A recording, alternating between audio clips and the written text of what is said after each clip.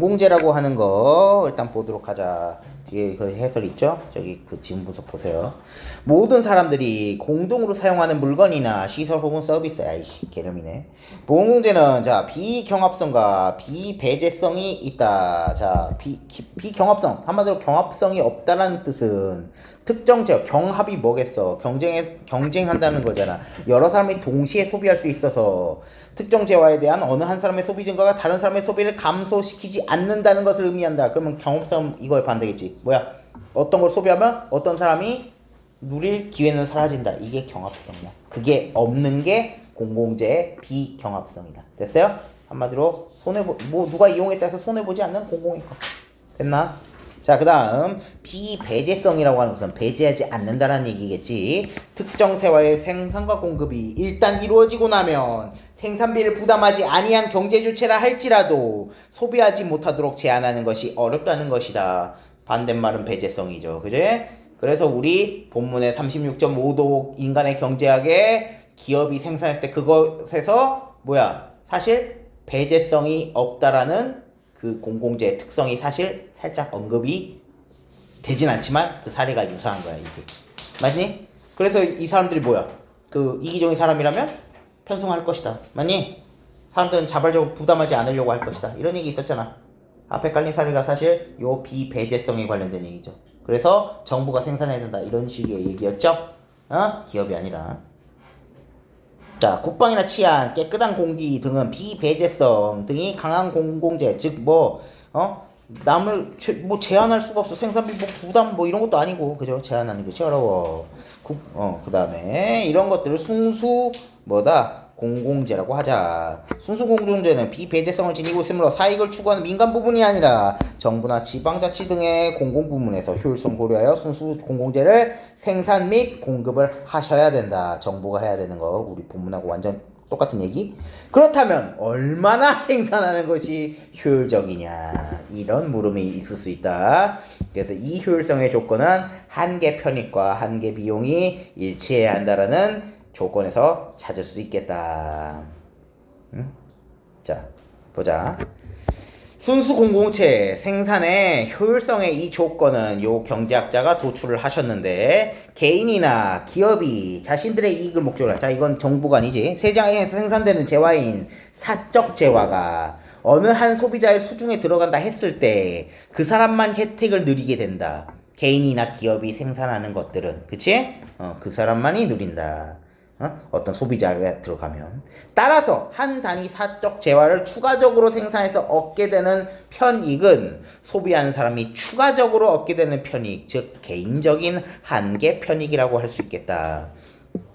그러나 공공재는 생산이 되면서 이 사적 재화는 소비자 한 사람한테 들어갔을 때 걔한테만 추가적 이득을 준다든지 이렇게 되는 개인적 한계 편익이 발생을 하는데, 공공재는 아까도 얘기했지만 비배제성이었잖아. 그래서 많은 사람이 동시에 소비할 수 있어. 또 비경합성이기도 하고 혜택을 누릴 수가 있네. 공공재와 사적재가 차이가 여기서 나와.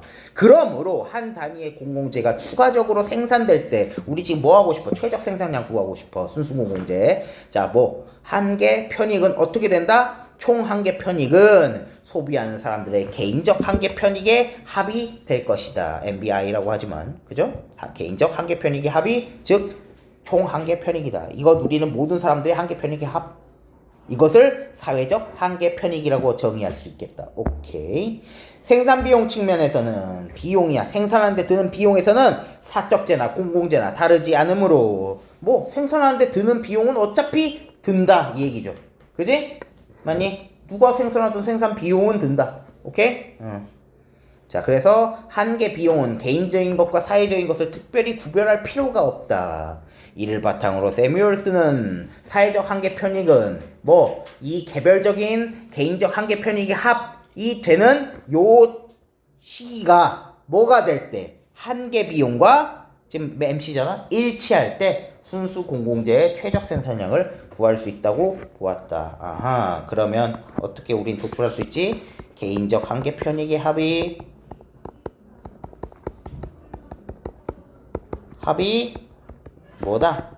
이게 사회적 한계 편익 합의되고 뭐가 한계 비용과 일치할 때.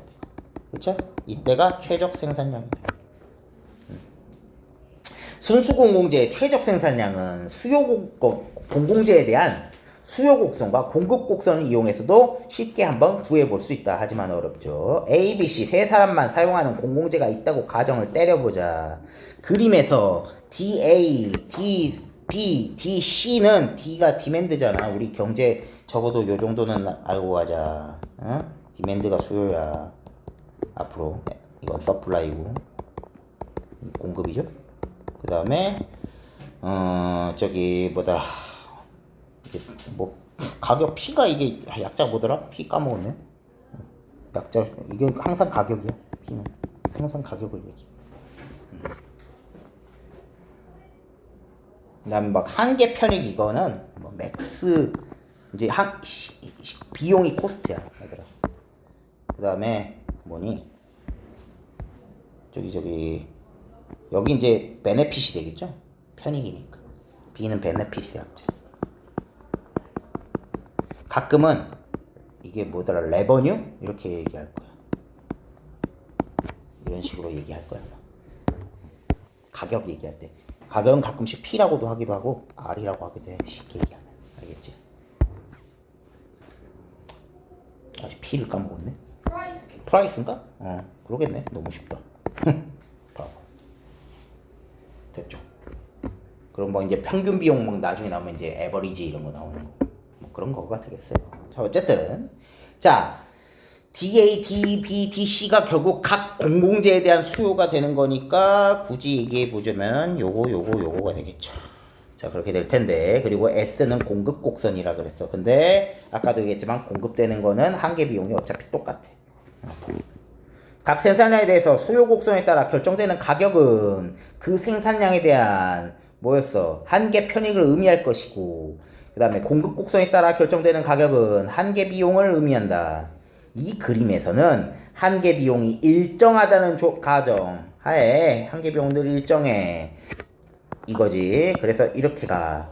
자, 이거 하에 공급 곡선이 수평으로 이렇게 나타나고 있구나. 순수 공공재는 소비자 수가 증가하더라도 기존의 소비자가 얻는 혜택은 감소하지 않는다. 기존의 소비자가 얻었던 혜택, 뭐 순수 공공재 한계 편익, 개인적 한계 편익이 소비자 수가 증가하더라도 감소하지 않는데, 한계 편익 감소하지 않는다. 비경합성 측면이야. 이처럼 공공재의 비경합적 특성으로 인해서 공공재가 생산되면 모든 사람들이 결국 그 한계 편익을 누릴 수가 있구나.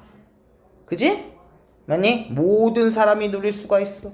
자, 예를 들어 Q1에 공공재가 생산됐다고 했으면 뭐가 되는 거야? A는 뭐 P1, B는 P2, C는 P3의 한계 편익을 원래 얻어. 따라서 근데 문제는 뭐야? 사회적 한계 편익이 이거에 다 총합이잖아. 그러면은 Q1 지점이 이렇게 되는 요 지점이 뭐다? 최적의 그 가격대이자 되는 것이지. 라고 할 수 있겠다. 이렇게 각 공공재 수순에 대한 사회적 한계 편익은 수요 곡선을 수직적으로 합한 거에서 구할 수 있다. 근데 아까 우리 최적 생산량 뭐라 그랬어? 한계 비용과 일치할 때잖아. 그러면 결과적으로 우리는 요 값에 해당되는 요거가, 그지? 요거가 뭐랑 일치하는 지점, MC와 만나는 지점이 최적 생산량이라는 얘기야.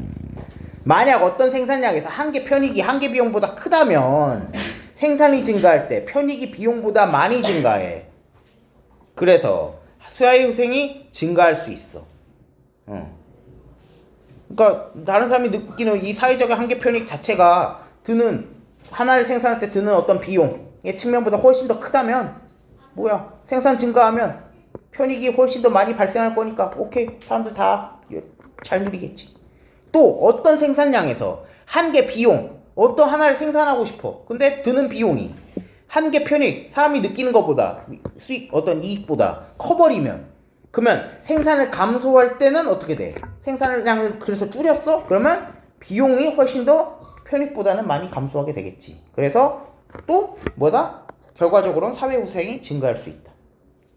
이런 상황일 때 생산을 감소시키면, 그치? 이런 상황일 때 생산 감소시키면 이래도 사회후생은 증가.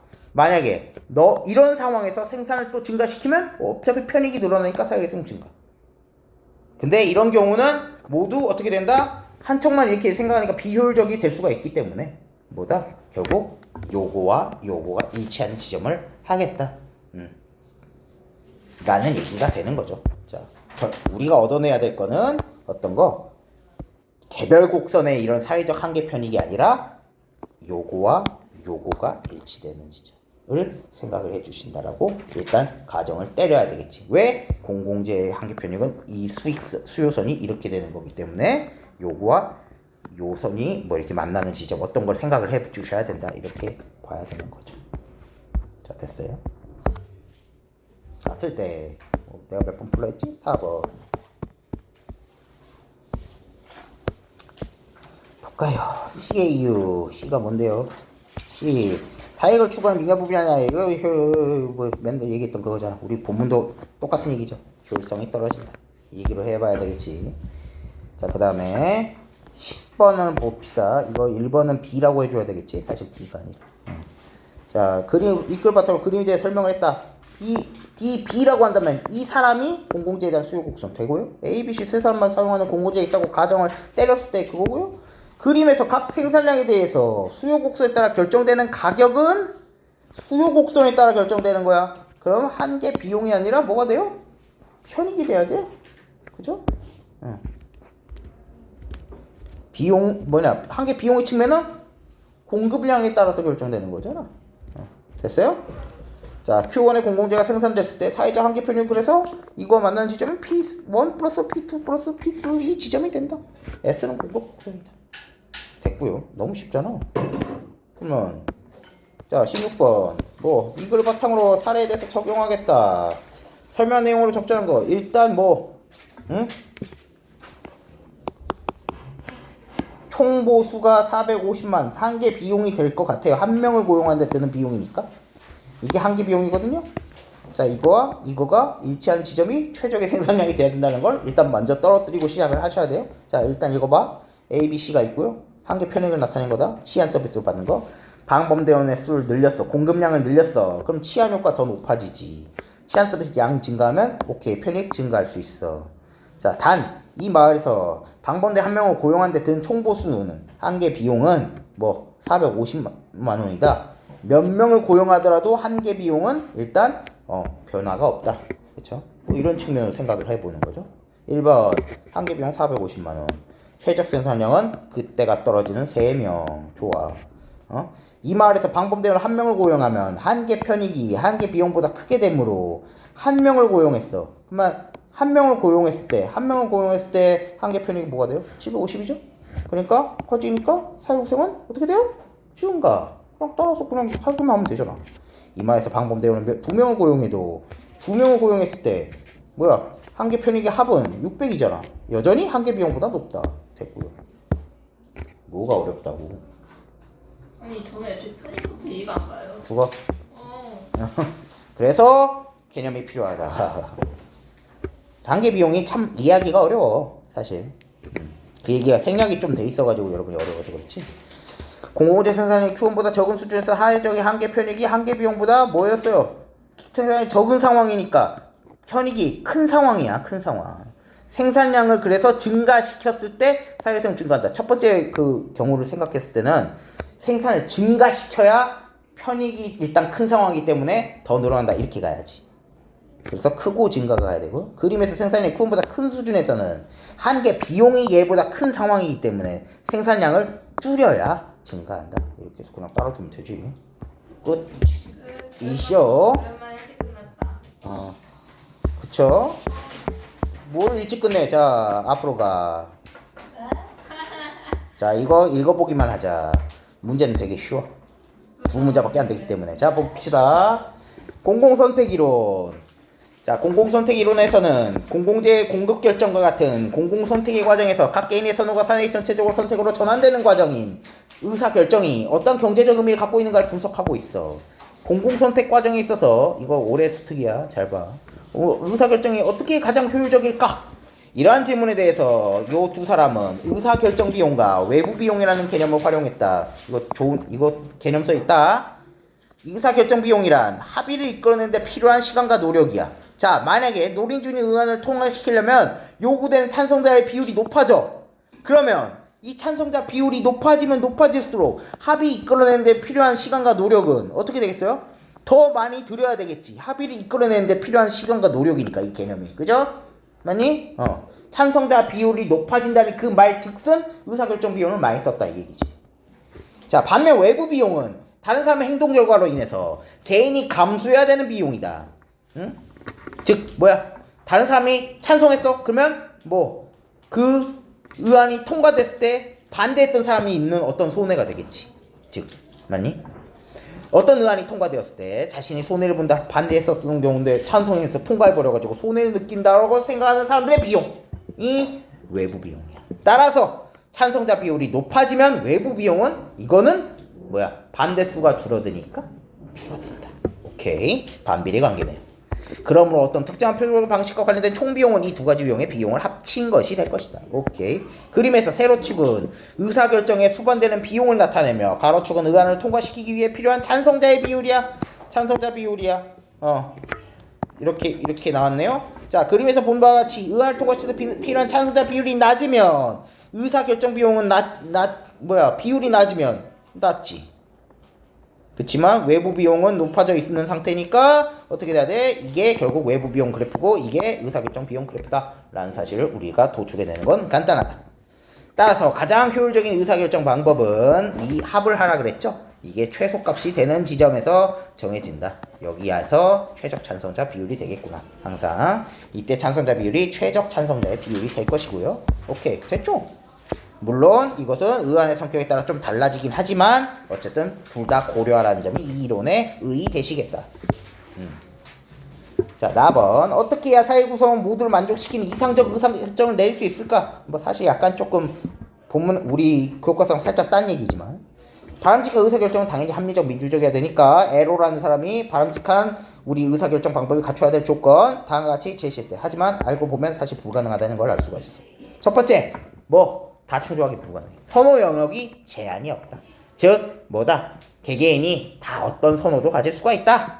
얘기가 되겠고, 둘째는 파레토 원리가 되겠네. 이것은 집단 구성원 모두가 A보다 B를 선호했다면 최종적 선택도 자연스럽게 이어져야 된다. 선호도에 따른 결과가 똑같아야 된다 이 얘기야.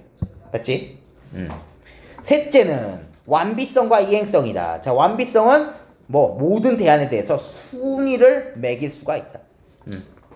이행성은 A보다 B를 선호해. 또한 C보다 A를 선호한다면 당연히 인과관계에 따라서 C보다 B가 선호돼야 된다는 거. 그치? 이거는 이제 이런 결과를 때렸을 때 가정이 주어지면 이거가 돼야 된다라는 자연스러운 결과가 반드시 지켜져야 된다. 맞니? 그런 얘기고요. 넷째는 무관한 대안으로부터의 독립성. 즉 제3의 대안 때문에 우리가 하려고 하는 선호 순위가 역전되면 안 된다. 맞니? 그 다음에 독재성, 비독재성. 어떤 한 사람의 선호가 사회 전체의 선호랑 연결되어서는 안 된다. 자, 그렇지만 존중돼야 되는 조건인데 불가능성 정의를 통해서 문제는 사회 구성원 숫자가 2명 이상이야.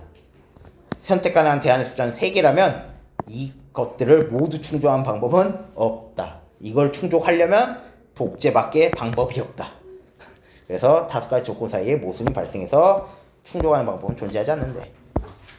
그래서 항상 문제 해결을 설명하는 것은 아니지만 집단 의사 결정 방법이 결국 완전할 수가 없기 때문에 다른 대안들도 존중할 수 있어야 된다는 걸 설명하려고 요 정리를 내렸다라는 거죠. 뒤에 문제 두 문제밖에 없어. 봐봐. 짐 챙기지 말고. 자, 아이씨, 어딨어? 어딨노? 오케이.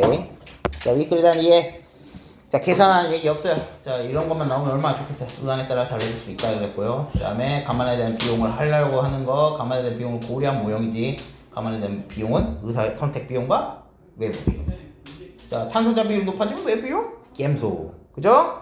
높아질수록 얘는 반비례였죠. 그치? 뭐가 비례? 의사결정 비용. 그치? 자, 그래서 개개인 선호 존중을 해야죠. 에로는 2명 이상을 세야 되면 안 된다. 자, 그렇게 했고요. 자, 봐봐. 2번. 만장일치제는 의안의 통과를 위해서 투표자 전원의 동의를 요구하는 표결 방식이야. 어떤 의안에 대해 반대하는 사람이 하나도 없다. 만장일치를 한다. 그 의안이 모든 사람에게 만족스러운 결과를 가져다는 거로 최적인 것은 당연한 일이 될 수 있다. 그래서 바람직하다고 주장하는 사람들이 있다. 하지만 투표자가 많을수록 투표자 전원의 합의를 이끌어내는데 많은 시간과 노력이 소모될 수밖에 없다. 이제 의사 선택 비용과 외부 비용이 든다는 얘기가 되겠죠. 문제는 뭐야? 다른 의견이 있을 경우 만장일치제로는 선호를 결정할 수가 없네. 선호를 결정할 수가 없는 문제. 선호가 다 돼 있어야 되는 게 뭐였어? 완비성이었지. 완비성으로 가야지. 그쵸? 이렇게 될 것이고요. 뷰캐넌과 터널 입장에서 만장일치제는 산소의 비율이 가장 높을 거야. 그러니까 외부 비용보다는 의사결정 비용이 높아야 된다. 이렇게 되겠죠. 이렇게만 나오면 얼마나 좋겠어요? 자, 근데 이거는 이 문제를 푸는 게 목표가 아니라 이런 걸 좀 읽어줘서 이해하시고, 자, 한계 편익과 비용은 지금 들었을 때 뭔 얘기인지 모를 때가 있어요. 그거는 꼭 개념을 좀 한번 읽어보세요. 다음에 한번 하게 될 독점적 경쟁시장 모형에서 여러분들이 물음표 겁나 날릴 거기 때문에 해서 지금 종이 쓰레기 낭비할 생각하지 마시고 의도적으로 이 용어에 익숙해지시고 해야 돼요. 되게 친절하게 써놨기 때문에 읽으면 술술 이해가 가. 알겠죠? 안 읽으면 이해가 안 가. 그래서 배우도록 하십시오. 여기까지.